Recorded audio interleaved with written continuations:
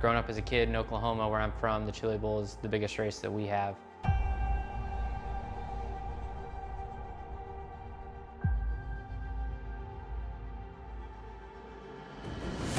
The Chili Bowl has kind of been my favorite race of the year.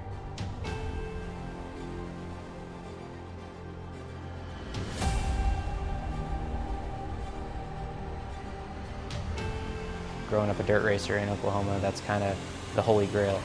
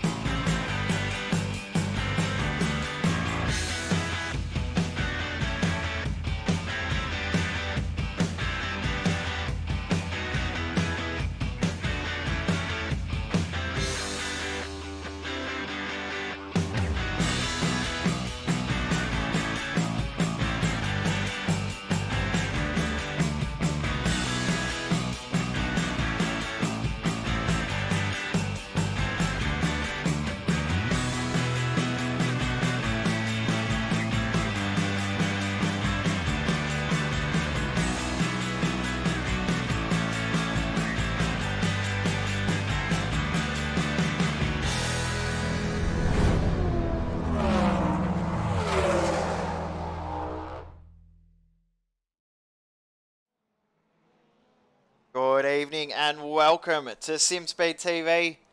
We're here at the Atlanta Motor Speedway for Rallycross, Wednesday night Rallycross here on SimSpeed. My name is Jay Kennedy. Alongside me in the booth, Cameron Dance. Cam, we're back at Atlanta again. This time we're running the short layout. What looks like it's going to be a really tight race. The shorter circuit should lend itself to a little bit more action, especially through the start of the lap.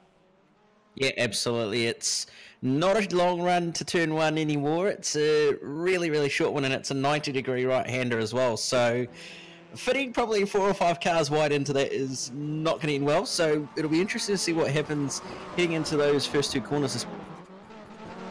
We saw when we were here last time that the run between turn 1 and 2 as well, we saw drivers well and truly off into the outfield there, but this time there's a wall, so won't be able to use that runoff quite as severe this time as Rebecca Pauline just goes to the top of the timesheets in qualifying. Smaller field tonight, what looks like a smaller field on paper anyway, with only 8 cars. That's because we've actually got 2 separate races on at the same time. We've actually got our biggest turnout for Wednesday night Rallycross, that being 16 drivers, so 2 separate splits of 8 cars, which is really good to see so many drivers coming out and racing Rallycross here with us on a Wednesday night. Almost everyone's put in a qualifying lap at the moment. Daniel H, the last to pop in a lap time. The field's pretty close, 1.3 seconds separating the entire field, but again, Rebecca Pauline at the front of the field, just tipped in under the 36-second bracket with 35.9 on her last lap. Yeah, really quick there from Rebecca. Does a lot of Rallycross as we've seen over the past few weeks, so is the person to beat at the moment, but the rest of the field, it is actually relatively close, especially 2nd, 3rd, 4th, and even 5th. There's barely a 10th in it between those. Yeah, crazy how close it is. That should lend itself to really, really tight, close racing as Rebecca Pauline crosses the line on her third and final lap. No improvement. 3 laps for each driver in Rallycross qualifying. Looks like everyone is pretty much done in their qualifying runs as well. We'll go through the format for tonight. Normally we would see 2 heats, an LCQ and a 10-lap main. We will drop the LCQ tonight. All 8 drivers will go through to the main event. So the heats almost act as a qualifier and almost a warm-up as well. There's not too much that is on the line in the heats tonight, especially with only 8 cars out there. Yeah, absolutely. It's more a warm-up, like you say, and also a bit of a way to sort of sort the grid before the main event. So it'll be interesting to see what happens. I mean, last week we saw at Lucas Oil wasn't that great of a show. There was a lot of carnage, unfortunately, but we'll see what happens. I mean, Atlanta seemed to put on a pretty good show last time out, so hopefully this time it is just as good. So the qualifying results on screen, 0.8 of a second between Rebecca Pauline and Glenn Postlethwaite, but they're from Posy back to Mitch McLeod in 6 15 hundredths of a second, not much separating them. Ty Field 1.3 seconds. You'd take that any day in this sort of competition. 1.3 seconds separating the field. You take Rebecca Pauline out, it's only it's only half a second. So it is a very, very close night of racing ahead of us here on SimSpeed TV. Looking forward to bringing you all the action here. We're just waiting for the last couple of drivers to finish. I think Darren McKenzie, the only driver left that actually has a lap available if he would like to take it, but I don't believe he will have time now. But the Rallycross over the last few weeks has been pretty action-packed. As you said last week, probably not the best show, but every week before that, we've seen some really, really intense racing. It's been really, really good to watch. Yeah, absolutely. I mean, the winner has been pretty much the same for all the races, but the rest of the field, you really haven't been able to guess who's been able to finish on the podium or in the top 5 or anything like that. It's just been so close and action-packed that you've got absolutely no idea until pretty much everyone crosses the line. So hopefully tonight's just as good, if not better. And with only a few rounds left in the championship, season, it's going to be really, really good to see. Yep. We saw the racing at Atlanta last time out was the most bizarre that we've seen throughout this entire series so far.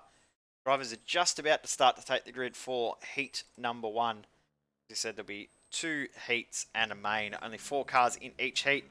Heat 1 will have Rebecca Pauline, Daniel Aish, Matt Hartley and Simon Ferris. Won't take long for all of the drivers to hit the grid. There is only the 4 drivers waiting to get out on the circuit. We're just waiting for one jump out on the track. We will get the green flag underway here on SimSpeed TV for Rallycross night. Of course, our double-header night tonight with the Geodesic Racing, the Alpine Stars Geodesic Racing Sprint Series Australasia coming up in around about 50 minutes time over on the iRacing Esports Network. But before we get there, start of the doubleheader. Rallycross is about to get a green flag. Yeah, it's going to be really close as the lights are not too far away from coming on. It'll be interesting to see who gets the jump. I mean, starting on dirt, it's a little bit different to most of the other Rallycross circuits where you start on pavement. So getting that power down and then making sure you don't lose too much traction is going to be really, really important to get into turn 1. But Daniel Aish may miss the start here. Clock is about to hit 0. Waiting the last couple of seconds. Hopefully see him jump up onto the grid right on cue. There he is. So here we go. We're about ready to get underway. 5 laps of racing for heat number 1. Lights are on and green flag flies. We are underway in a very, very good jump from Daniel Aish. He's going to go around the outside and get the move done very, very quickly. In contact between Ferris and Hartley. And Hartley into the tyre bundle. They're both actually in the tyre bundle. That's really unfortunate and looked like it was just a little bit of a tap there. I actually think Hartley lost it on his own. No, it was actually contact. So, yeah, really, really unfortunate for those two, but not too much to worry about. As we said, no consolation race, so just about making sure to get those laps in and get it sorted for the grid. Daniel Aish is feeling a bit of pressure from behind now. Rebecca Pauline right there. And have a look at who's taken that Joker lap to try and get up there. Matt Hartley takes his Joker and gets right on the tail of this battle between Pauline and Aish. Daniel Aish is doing a great job holding Rebecca Pauline off at the moment. Yeah, absolutely. It's really, really close at the front. Aish holding his ground at the moment from Rebecca Pauline, but it's going to be interesting as both Pauline and Aish take the Joker. But now Pauline's actually got a really good run. Bit of contact from Pauline to the back of Aish's car, but now she's going to try. Oh, in the fence. Oh, just holds on. Don't think there's going to be too much damage to Rebecca Pauline's car. Fingers crossed for her. She can continue on without any damage. Simon Ferris has also just taken his Joker, and he and Hartley have come out together again as Ferris almost lands on the roof of Matt Hartley.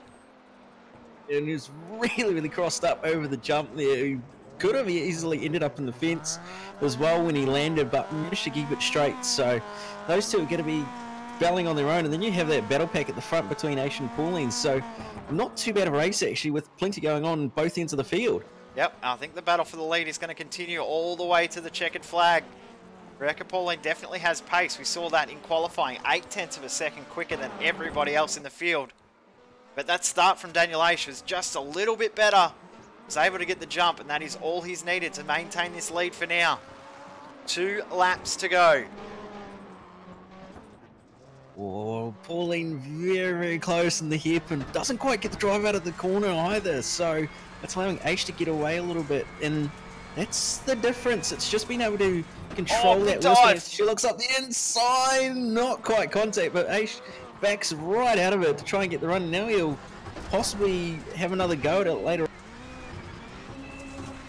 Last lap, white flag flies. Rebecca Pauline now leads this race. Will Daniel Aish be able to come back? We know that that is possible. We've just seen Rebecca Pauline throw it up the inside into the second last corner. One thing that we noticed last time we were here at Atlanta is Rebecca Pauline looks so strong through this section, able to get the power down and maintain speed through the sweeper. And it looks like she might have done enough to hold on in this one. Yeah, it's looking like the deal is well and truly done at this point. And as she comes across the line, she will take the win. Daniel Aish not too far behind in second. Third place, looking like Matt Hartley has well and truly got that under wraps at this point as he crosses the line, with Simon Ferris not too far behind in fourth. Yep, so Pauline, Aish, Hartley and Ferris is the finishing order for race 1. Heat number 2, Glenn Postlethwaite, Cohen Attard, Mitchell McLeod and Darren McKenzie. All 4 of these drivers very, very close on pace. We've seen from previous races here in this series. I think this is going to be a really, really heated race, this one. Really, really close heat. Get ready to go already. Yeah, lights are on, so it's going to be getting ready to go racing, and we are green, and not too bad of a jump from McLeod there, or a bit of contact between Postlethwaite and Oh, McKenzie in the fence! Oh, McLeod's on the wall! Big hit! Oh, and a bit of contact as well between himself and Attard.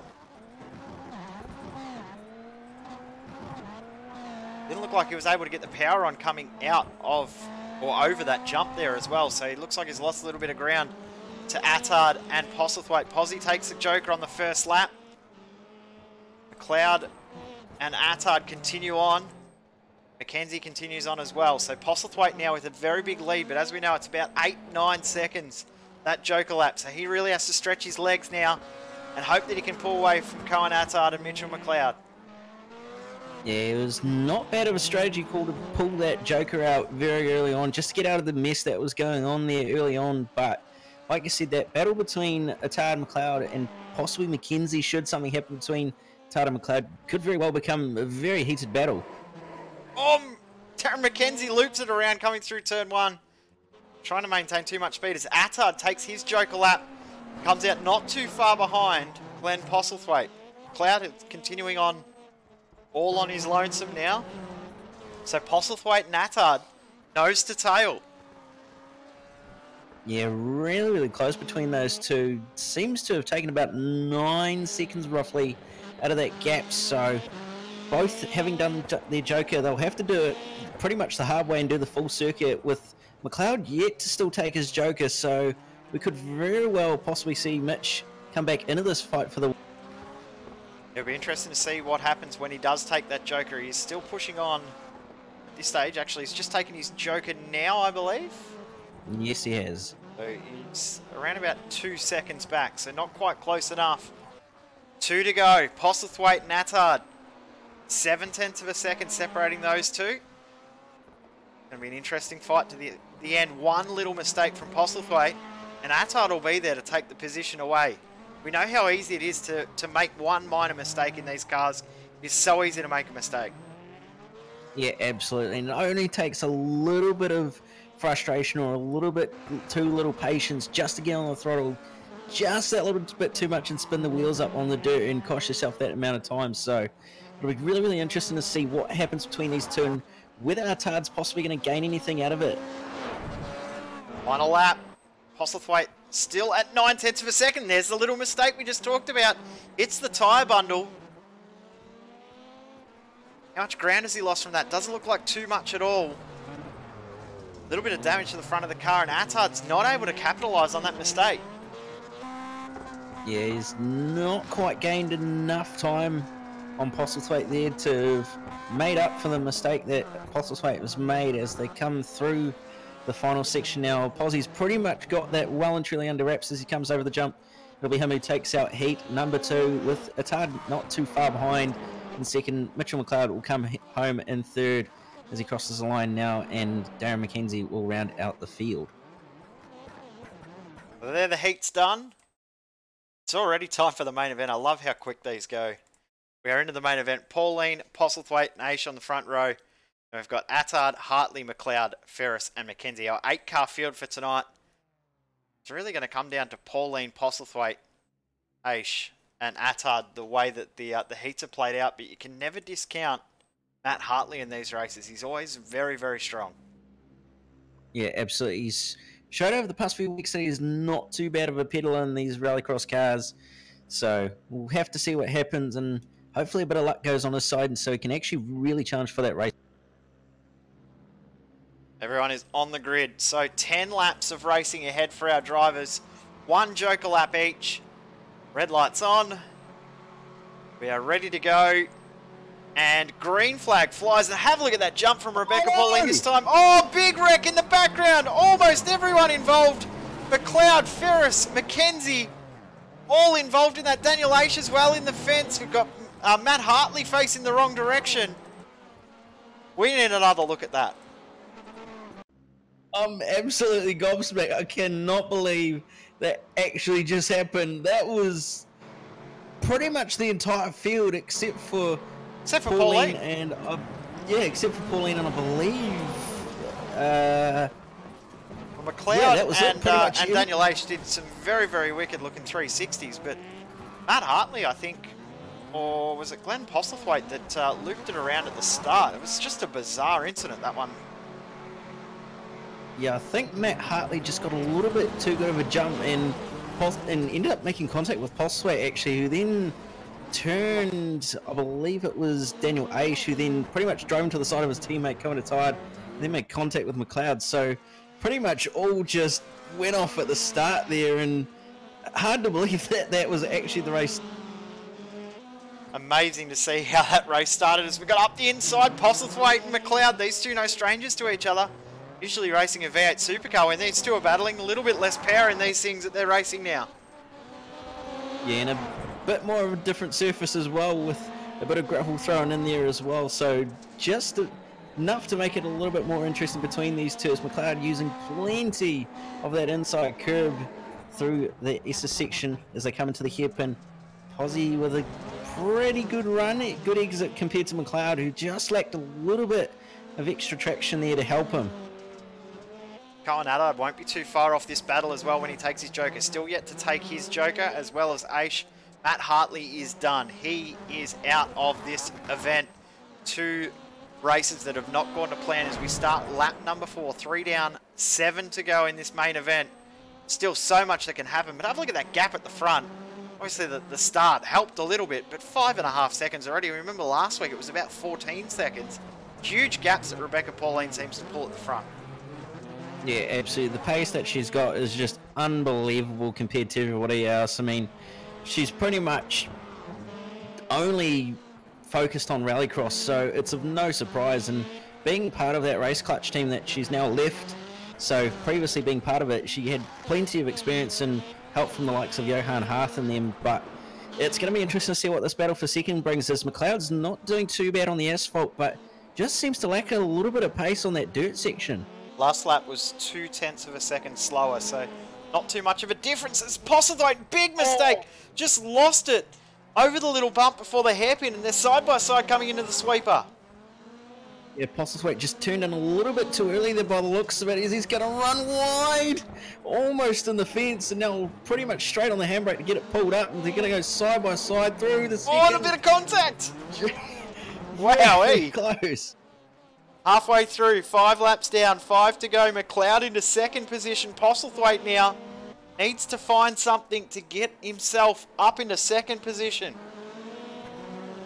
Yeah, it's really, really close between those two at the moment. I mean, Posy just clipped that inside wall by the looks of it, just turning in a little bit too early, and that's cost him quite a bit, but he seems to have some decent pace, so he shouldn't have too much trouble getting by again. As now and Attard's right on the back end, and he's going to make a move. Bit of contact, now he's going to go up the inside of Posy. A little bit more contact, since they're getting very close. Oh, Posy got off the jump. Postlethwaite almost losing it over the jump. So I said Attard was going to be one to watch when he did his Joker lap. He's done his Joker lap now and is well and truly in this fight. He and Postlethwaite side by side. What this is doing though, McLeod's absolutely broken away from these two. And Postlethwaite into the wall! Oh, and that's big included Ferris as well. Ferris had absolutely nowhere to go and it's just absolutely T-boned Postlethwaite, who was trying to get turned around.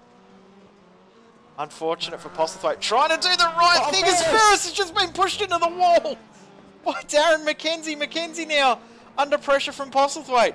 3 laps to go. I tell you what, we thought we had some chaos last week at Lucas Oil. This week has been incredible. Yeah, there's just drama at every corner pretty much. At this point, there's a tyre bundle sitting in the middle of the S's there. Postlethwaite and McKenzie go by, but we've got a replay on screen of what happened to Postlethwaite. Just turns in a little bit. Oh no, sorry, not a replay. We're live. As they're still now live. McKenzie run a bit wide and now lets Postlethwaite on through. So that'll be a position change for Posy to now move into. Yep, Postlethwaite up into 4th position. We will get a replay of that at the end of the race. What an unbelievable race. As Postlethwaite's really struggling through that final corner before the jump. He looks like he's just pushing a little bit too hard, drifting a little bit too wide as McKenzie hits the tyre bundle. Postlethwaite clipped it as well. McKenzie cuts across the circuit. Rebecca Pauline, though, is about to come across the finish line to start her final lap. She hasn't seen any of the chaos going on behind her. After the race, when she goes back and looks, she'll be amazed at what has happened in the background. Yeah, absolutely. There's been all sorts going on, but now I believe we've got a battle on between Aish and Attard, who Aish has just taken his Joker, so it's fairly close for the final spot on the podium between the two teams. It's very, very close between these two. At 0.9 of a second at the moment, but Daniel Aish looking fairly strong. Rebecca Pauline, though, dominant once again. Dominant in qualifying. Very, very tough battle in her heat, but did a great job in the main event. Picks up the win. Mitra McLeod will cross the line in 2nd position. Cohen Attard will bring it home in 3rd. He's pulling away from Daniel Aish, who did a great job to get himself back into 4th. Glenn Postlethwaite. What a race that was for him. Full of absolute chaos, drama and mayhem. He'll cross the line in 5th. Darren McKenzie crosses in 6th. Simon Ferris and Matt Hartley did not finish the race in the end. Wowee, what a night of racing that was. Yeah, it was definitely turned it on. It was drama pretty much every single lap you can think of, especially at the start with that 7-car pile-up. So, yeah, really, really interesting. But we've got the order up on screen at the moment of the finishes tonight. So, be interesting to see what happens next week. Yeah, next week at Phoenix. So we should have a pretty decent field next week. Really, really cool track at Phoenix. We'll try and get a replay up of that for you right now with the incident for Glenn Postlethwaite on the last couple of laps. just got it right. Let's see if that's it right now. Here we go. So Postlethwaite through. Yes, is okay. I was amazed at how much people were hitting those tyre bundles too tonight. That was incredible how much action they saw. But just over that little bump there. See, there's that little bump just before the turning point. Well, he's still turning left, and it just looks like it's unsettled Postlethwaite's car. It's the same thing that happened the 2 laps previous. And then Simon Ferris here, Darren McKenzie. Ferris just gets a tiny little bump into the wall, and that is his race done. Wasn't able to get it back out on the circuit. It was some sort of issue for him there that meant that his night was done. Yeah, and that's really, really unfortunate, but that is racing sometimes, and do have to sort of take it on the chin sometimes and just focus on the 100%, and it's really been a fun series bringing this to you. As we said, next week we will be live same time from Phoenix. Really, really fun rallycross layout at Phoenix as well, so looking forward to that. Don't forget, coming up in around about half an hour's time over on the iRacing Esports Network, the Alpine Stars Geodesic Racing Sprint Series Australasia. We head to Interlagos. Should be a really, really interesting night of racing. Very, very packed grid as well. So make sure you do tune in for that one. And also tomorrow night here on SimSpeed, we have the Oceanic Sim Racing F3 Championship. Should be a very, very fun night of racing there. Friday night, back over on the iRacing Esports Network, we have the West End Mazda Australian Online Supercar Championship. Also on Monday night, we will be over on the Esports Network as well for the Aussie Driver Search V8 Supercar Series. And as we said, next week, 8 PM Australian Eastern Daylight Savings Time, back here for Rallycross. Cam, thanks for jumping in once again. That was a very, very interesting night of racing. Yeah, no worries. Definitely very interesting, and going to be interesting to see how Phoenix goes with that very different Joker lap that has concrete walls either side. So we'll see what happens, and bound to be even better racing. Yeah, 100%. Should be a really, really good night. The original Rallycross track. So guys have had a lot of practice at that one. But until then, we thank you very, very much for tuning in. Remember to subscribe to our channel here on SimSpeed, and also remember to tune in very, very soon over on the iRacing Esports Network. Thank you for watching iRacing Rallycross. See you next time.